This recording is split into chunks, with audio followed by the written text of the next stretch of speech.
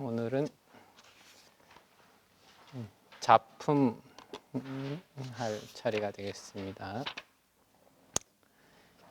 290번째 개송부터 하겠습니다. 시시한 쾌락을 버림으로써 큰 기쁨을 얻을 수 있다면 지혜로운 이는 보다 큰 기쁨을 위해 시시한 쾌락을 기꺼이 버리라. 부처님 당시에 이 바이샬리 외살리의 그 아주 큰 기근으로 인해서 사람들이 굶주리고 사람들이 죽고 나니까 또 역병이 돌고 이런 안 좋은 일들이 계속 일어났습니다.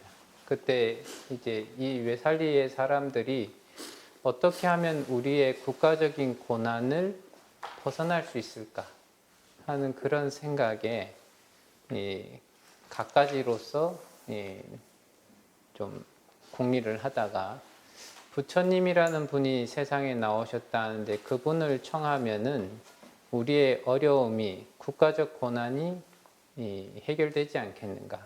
그래서 이제 부처님을 모셔오게 되는데 부처님께서 이 겐지스강을 건너서 그 나라의 땅에 발을 디디는 순간 큰 비가 오면서 기근 이제 가뭄이 들고 기근이 들었던 것들이 모두 사라지게 되었다. 그 부처님께서 그 나라의 성에 들어왔을 때 아난존자를 통해서 삼보라는 보배가 있고 그 삼보를 의지해야 된다라는 그 전체적인 내용의 보배경을 암송하도록 합니다. 그래서 그 보배경을 암송하는 순간부터 이 나라의 갖가지 고난들이 사라지게 되었다. 그래서 그 고난을 다 멈추게 한 다음에 부처님께서 다시 원래 있었던 나라로 돌아오시게 되는데 그 돌아오는 길에 갖가지 용왕들도 부처님께 공양 올리고 인간 세상의 큰 나라의 두 왕들도 이 강을 사이로 두 나라의 왕들도 공양을 올리고 그 다음 이 천신들도 공양을 올리고 그래서 매우 이 화려한 그러한 공양을 받으시면서 이 겐지스강을 건너시게 되는데 그때 비구들이 그러한 것을 겪고 나서 부처님께서는 참 복덕이 많아서 그러한 공양 대접을 받는구나 이런 생각을 할 때 부처님께서 그것은 이 다른 것이 아니라 내가 과거 전생에 지었던 이 복덕의 결과로서 그러한 과보를 받게 된 것이다 라고 하면서 과거에 이 벽지불의 탑에다가 공양을 올리고 청소를 하고 뭐 했던 그 갖가지 일들을 얘기를 합니다. 그러면서 제자들한테 이러한 얘기를 하는 거죠. 그러니까 여기서의 소락이라고 하는 것은 이 인천에 사람들한테 대접받고 공양받고 찬탄하고 이러한 부분들을 부처님께서는 소락이라고 보셨고 그 다음에 대락이라고 하는 것은 큰 즐거움이다라고 하는 것, 큰 행복이다라고 하는 것은 바로 해탈 열반에 들어서 부처님의 과위를 증득한다라고 얘기를 할 수가 있겠죠. 그래서 이 소락이라고 하는 것, 인천이라고 하는 것은 사막도의 삶보다는 훨씬 더 편안하고 즐거운 아주 미묘한 즐거움들을 가져다 주는 경우들이 많이 있다. 근데 이 인천의 즐거움에 집착하게 되면은 또한 이 육도를 벗어날 수 있는 그러한 일들은 사라지고 오히려 다시 육도 윤회의 길로 접어드는 그러한 일들이 발생을 하죠. 그래서 진짜 지혜롭다. 이 세상은 모든 것이 공하다 라고 이해를 하고 있고 이 세상의 모든 것들은 무상하다라고 알고 있는 그러한 지혜로운 사람이라고 한다면은 이 또한 지금 인천의 즐거움이 아주 길이길이 오래 갈 것 같지만서도 그 즐거움이 오래 가지 않는다라고 하는 것을 분명히 알면서 그 즐거움에 대한 것들을 대한 집착을 이제 내려놓는 거죠. 그리고 이 큰 즐거움이 내려놓음으로써 얻는 그 큰 즐거움을 항상 보고 지켜본다. 이렇게 돼 있죠. 어떤 분이 와서 엄청 행복한데 엄청 불안할 때가 있다. 지금 누리고 있는 행복이 오래 갔으면 좋겠는데 오래 가지 않을 것 같다는 느낌도 들고 이 행복을 꼭 붙잡고 싶다는 마음이 확실하게 들 때 그때는 큰 행복 가운데 있으면서 어쩐지 모르게 불안하다. 그래서 그 즐거움을 온전히 누리지 못하게 되는 경우들도 있다.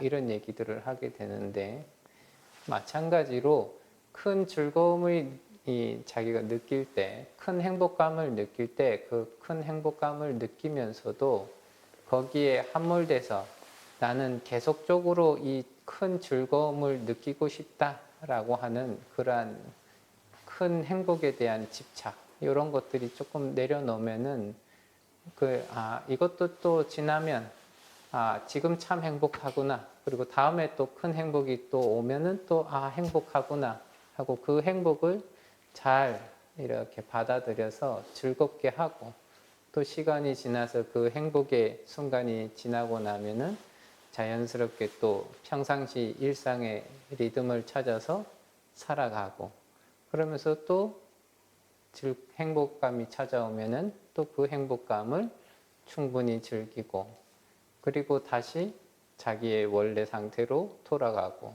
이러한 것들이 아주 지혜로운 사람이 살아가는 방식이겠다.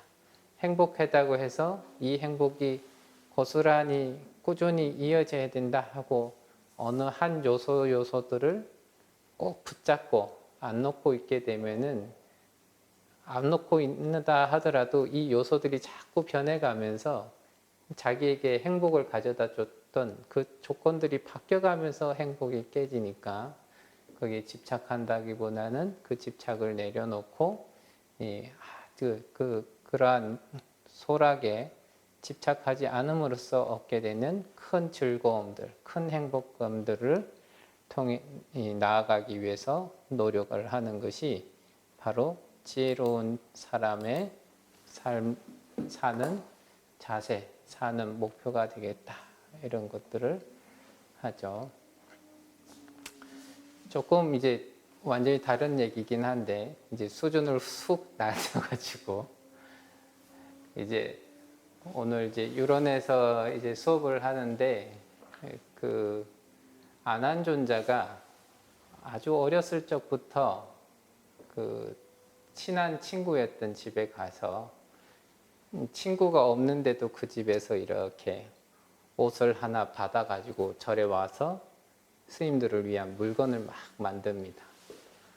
근데 그 경전상에서는 아주 값비싸고 좋은 옷을 가져왔다 이렇게 표현을 해놨는데 친구가 집에 돌아와서 아난존자가 옷을 하나 가져갔다라고 얘기를 들으니까 절에 가서 아난존자한테 그런 얘기를 합니다.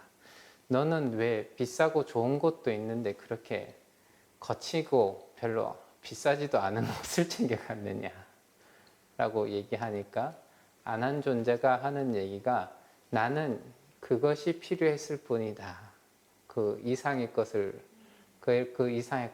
필요치 않다. 이런 얘기를 이렇게 하시고 그러니까 참 그 부처님께서 아난존자와 그 세속 사람하고의 관계가 정말로 친한 친구끼리의 사이다. 이런 얘기를 하세요.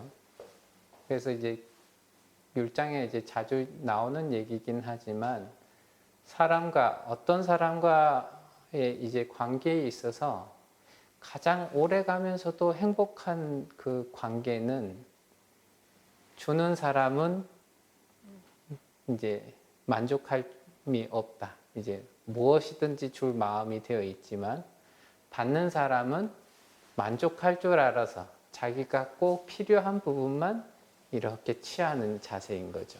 그게 서로가 서로에게 그렇게 된다면은 훨씬 더 아주 오래오래 갈 수 있는 그러한 관계가 지속이 되겠다.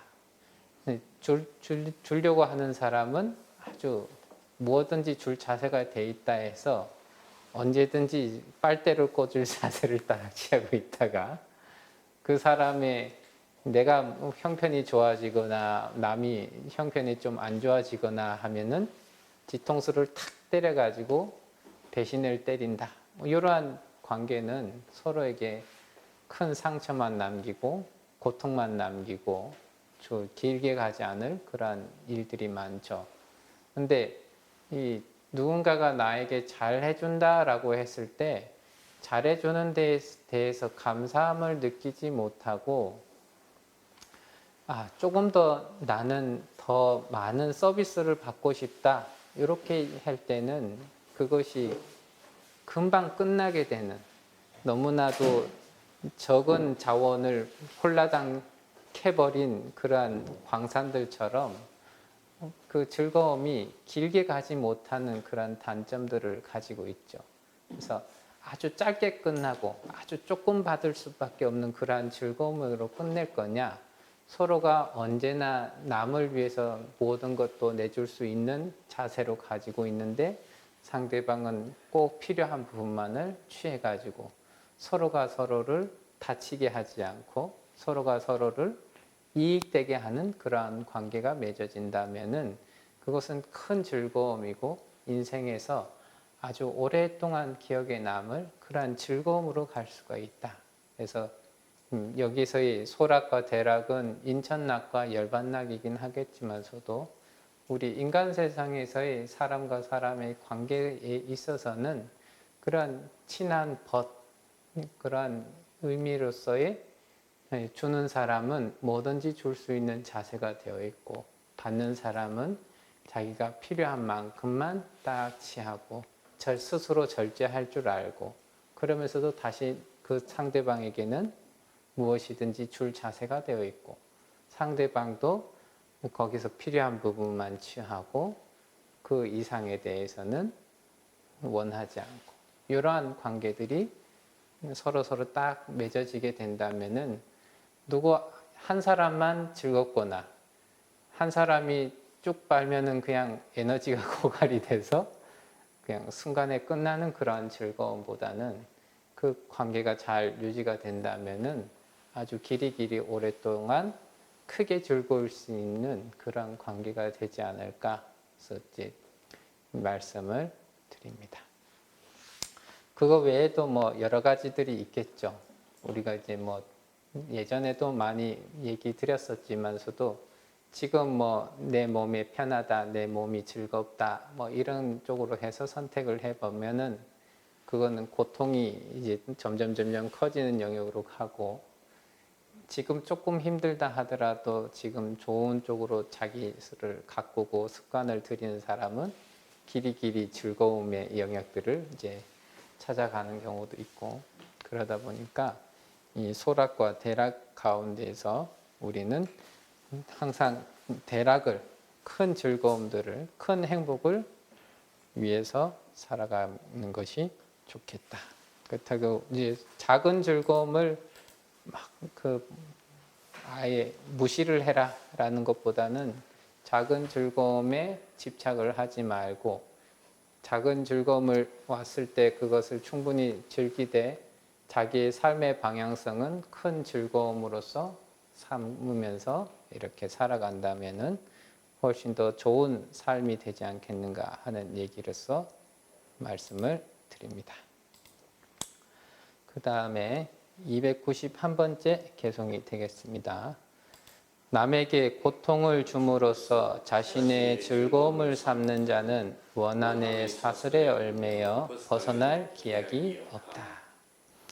이것은 이제 예전에 나왔었던 얘기긴 한데 이 과거 전생에 어떤 사람이 계란의 맛에 취해 가지고 계란을 쭉 먹게 되고 그래서 맨날 자식을 잃어버렸던 암탉이 그 아이한테 원한을 맺게 되고 그래서 서로 상대방의 자식을 잡아먹는 그러한 인연으로서 꾸준히 만나서 세세생생토록 원수가 됐던 그 두 여인들을, 이 두 존재들을 부처님께서 이렇게 보시면서 그 두 사람에 대해서는 항상 이 원한으로 갚는 것은 이 관계가 풀어지지 않고 자비로서 대해야 서로의 원한이 풀어지게 된다 하는 얘기를 하시면서 두 존재를 위해서 이러한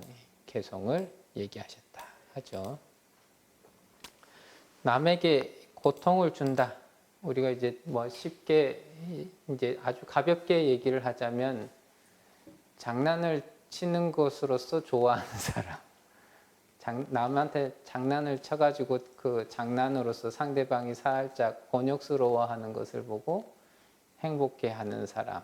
그런 사람이 이제 자기가 장난을 당하거나 그래서 곤욕스러운 상황을 맞이하게 되면은 거기서 계속적으로 힘든 일들이 또 발생이 되고, 남을 소소하게 괴롭혔던 사람들도 마찬가지로 그것으로 인해서 원한을 맺어가지고 다시 한 번 더 이렇게 괴로움을 당하게 되고, 그런 일들이 이제 아주 쉽게 볼 수가 있죠. 거기에 더해서 이제 조금씩 더해져가지고 그 사람의 생계를 조금씩 힘들게 한다든지, 혹은 그 사람이 거쳐 주거를 힘들게 한다든지, 그 사람이 또 이 인간 세상에서는 조금 더 다양하게는 그 사람이 가장 이 자신 있어 하는, 이것이 바로 자신이라고 생각하는, 아상이 기반이 되는 그런 부분을 딱 뒤흔들게 되면은 거기서 큰 원한을 맺어가지고 나도 너의 그 아상의 근간을 흔들어 버리리라 하면서 이제 또 다가가게 되죠. 그런 것처럼 이 다른 사람이 조금 곤욕스러워하는 것을 자기의 즐거움으로 삼는다. 그래서 이제 어찌 보면 좀 자기를 비하하거나 자기를 괴롭히거나 하는 그러한 개그맨들의 이런, 어찌 보면 그러면서 그것을 보고 즐겨하는 그러한 모습들이 어찌 보면 이제 사회적으로 조금 인정된 모습인데, 그게 지나칠 때는 사람들이 아무리 사람을 웃긴다 하지만은 저렇게까지 좀 비인간적으로 해가지고 스스로를 괴롭히는 것으로서 이렇게 할 필요가 있느냐, 이런 얘기들이 좀 나오게 되죠. 그래서 이러한 것들이 바로 남에게 고통을 주면서 자기의 즐거움으로 삼는다, 이런 것들도 되겠고, 또한 이제 뭐 워낙에 이제 그런 얘기들이 이제 시시비비를 가리는 데 있어서는 항상 자기가 옳다라고 생각하고 얘기를 하니까, 옳다고 하는 것을 기본 전제로 둬가지고 상대방을 힘들게 하고 곤욕스럽게 하는 갖가지 일들이 전부 다 이런 데에 해당이 되겠다.